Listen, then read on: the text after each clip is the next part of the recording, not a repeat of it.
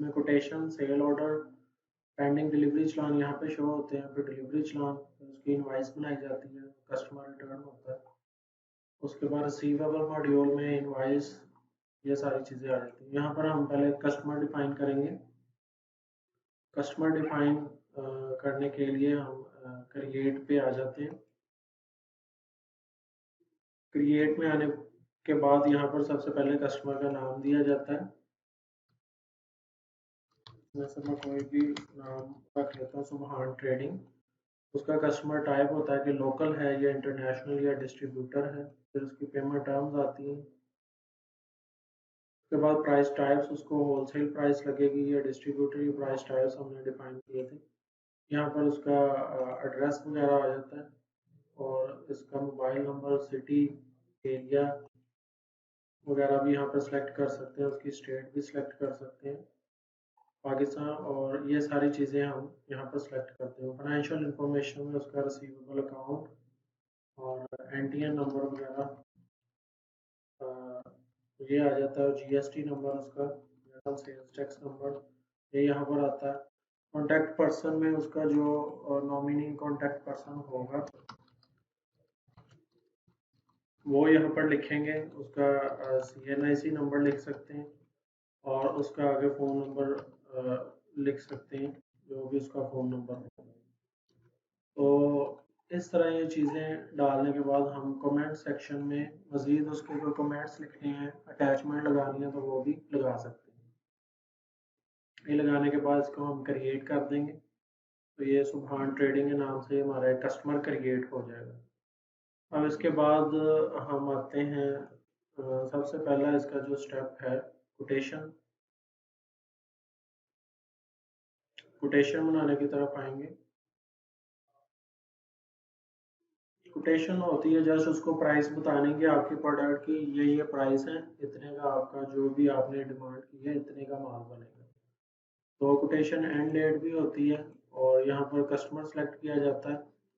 जो अभी हमने कस्टमर सेलेक्ट किया है, क्रिएट किया, वो सिलेक्ट करेंगे। उसकी पेमेंट टर्म भी खुद ही आ गई है।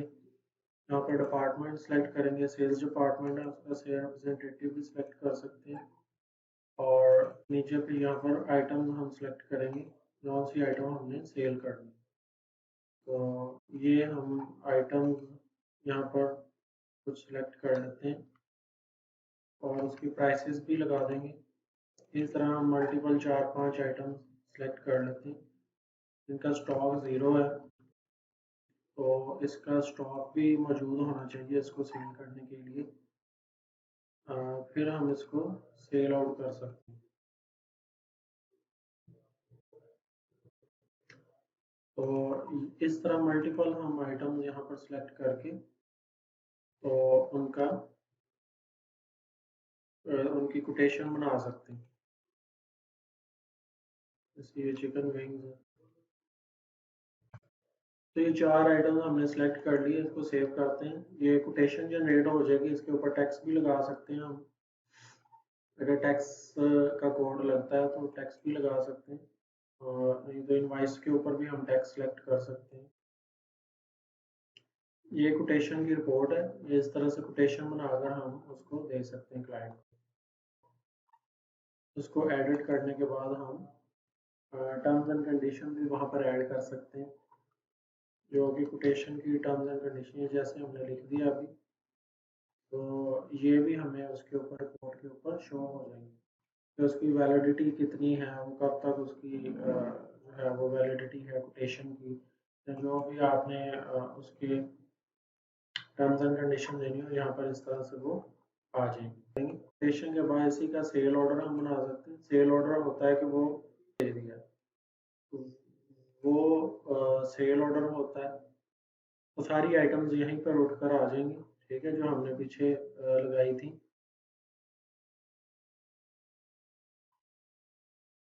तो सेम सारी चीज़ें वही उठकर यहाँ पर आ गई। इसको हम सेव कर देंगे, तो ये का उसका एक सेल ऑर्डर बन जाएगा।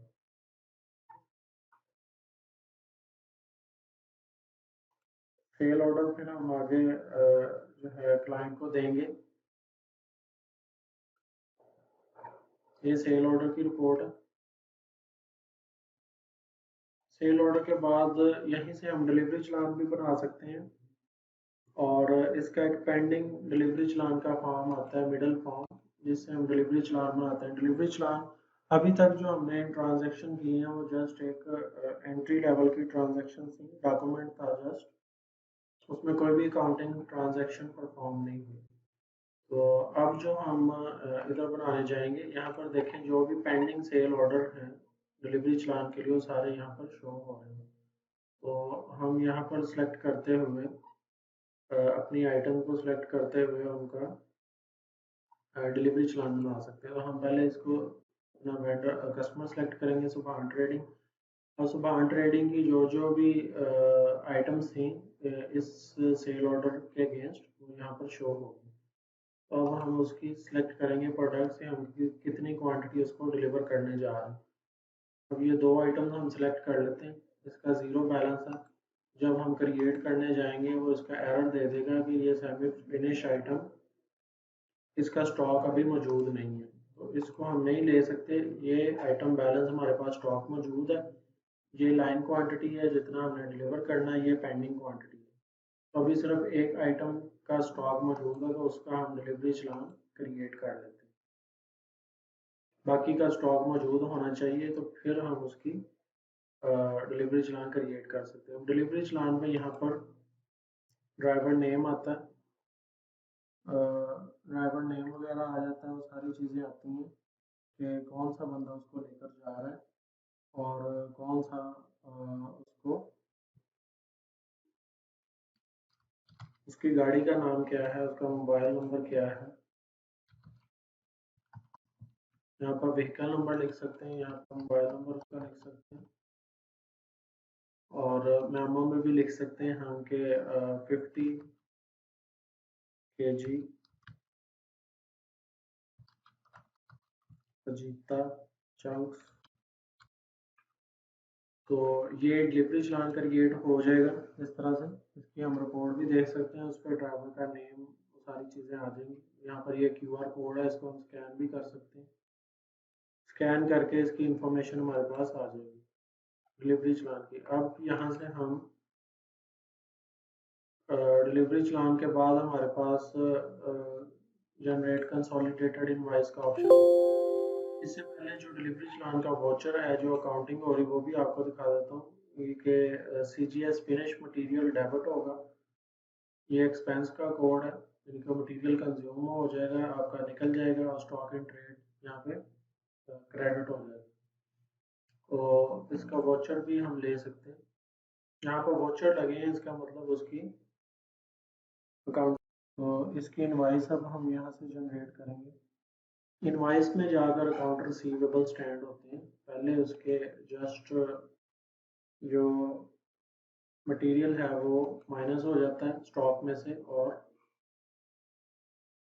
CGS जो फिनिश मटेरियल या रॉ मटेरियल का वो हिट हो जाता है। तो यहाँ पर हम अब इसकी इनवाइस बन गई।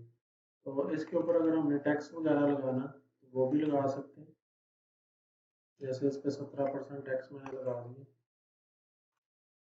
तो टैक्स भी उठ के आ जाएगा।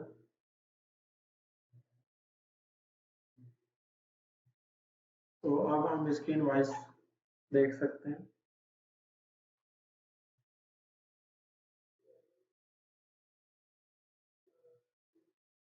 ये सेल इनवाइस है, इसके ऊपर ये टैक्स आ रहा है।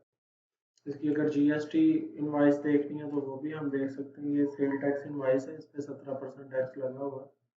और ये सारी, अब देखें कस्टमर का NTN नंबर और STN नंबर भी आ रहा है, और जो हमारा NTN STN होगा वो भी यहाँ पर शो हो जाएगा।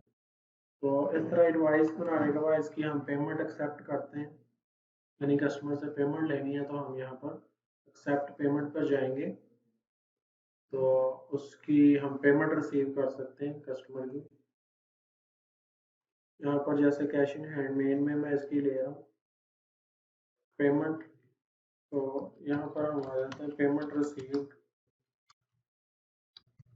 फ्रॉम सुभान ट्रेडर्स, ये हम लिख देंगे।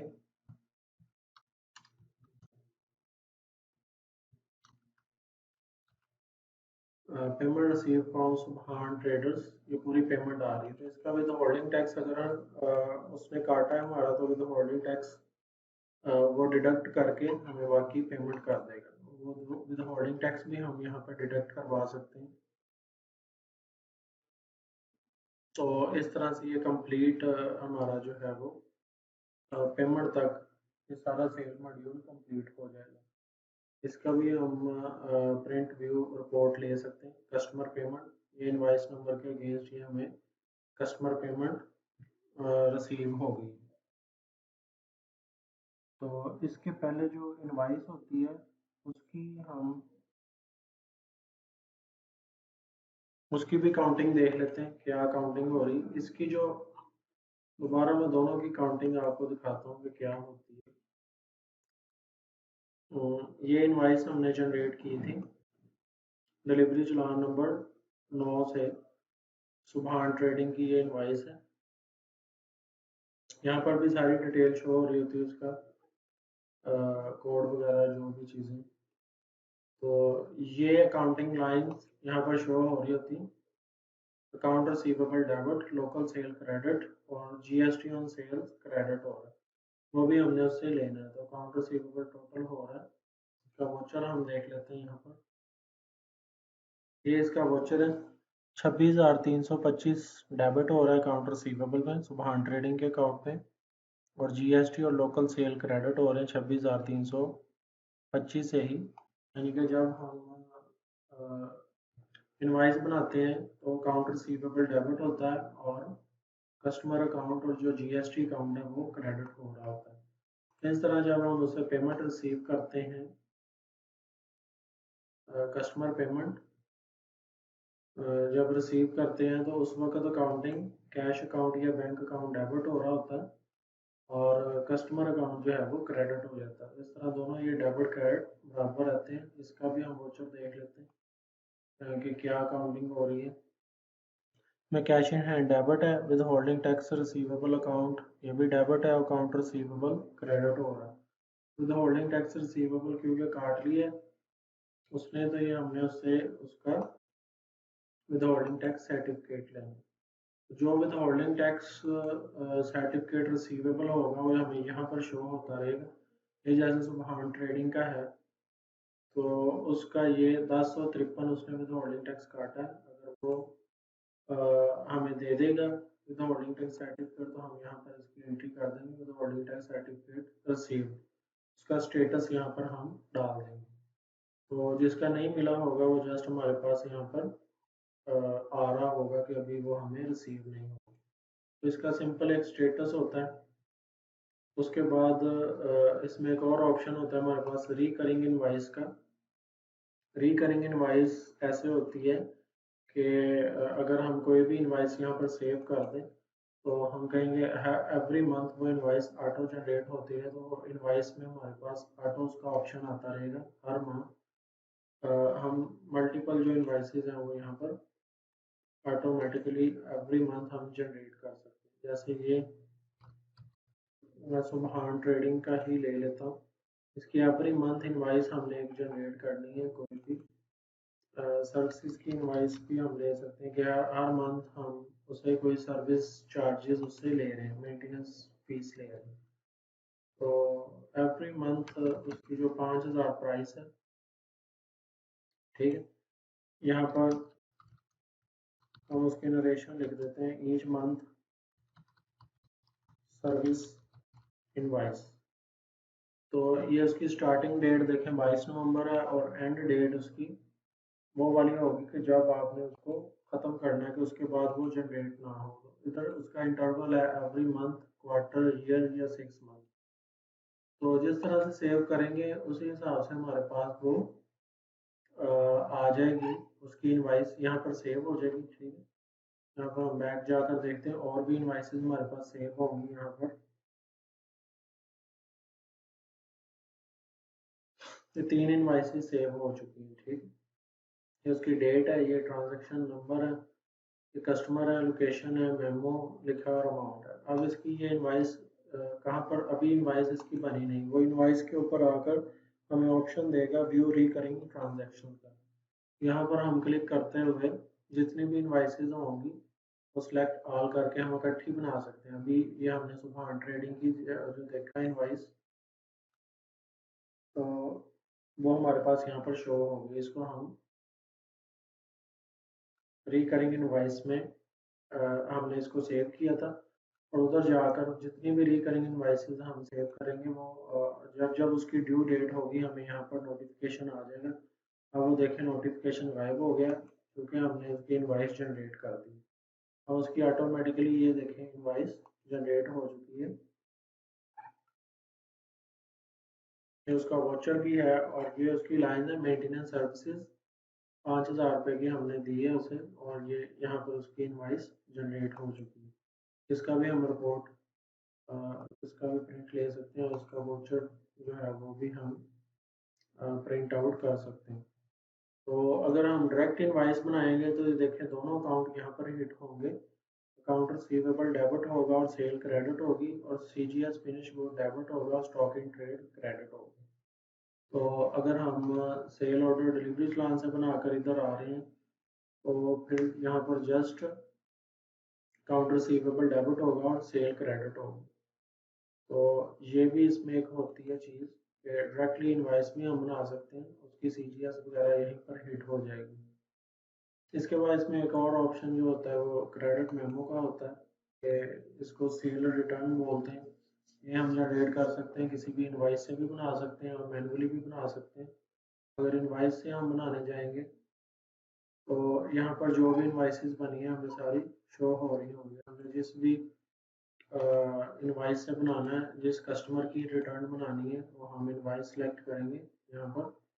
जैसे ये सुबहान ट्रेडिंग है तो इसकी ये 2 इनवाइसें अभी आज ही हमने बनाई। एक इनवाइस है उसकी रिटर्न में बनाता हूँ 25 क्वांटिटी की, तो इसके ऊपर हम बनाते हैं क्रेडिट मेमो।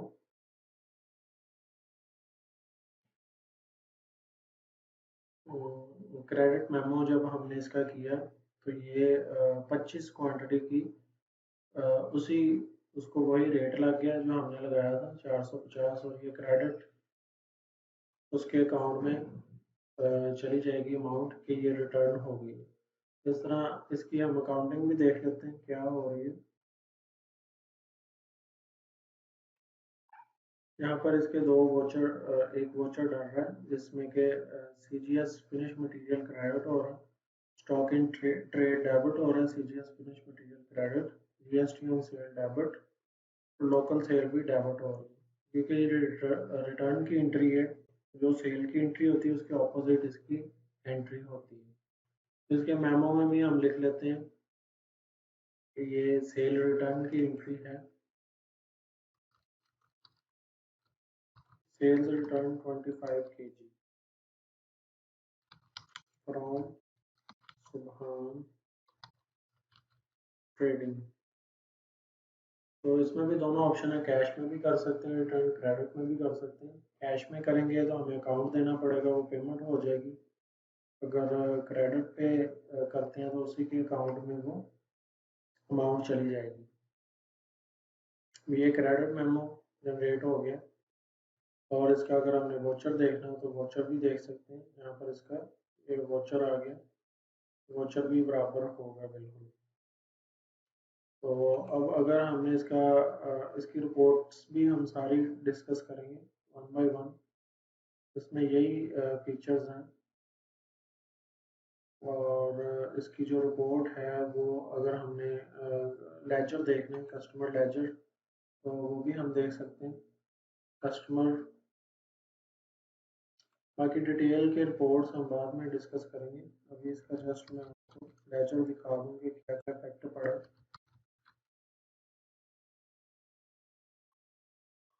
अब ये देखें एक इनवाइस बनी 26,325 की, वो पूरी हमने पेमेंट रिसीव कर ली।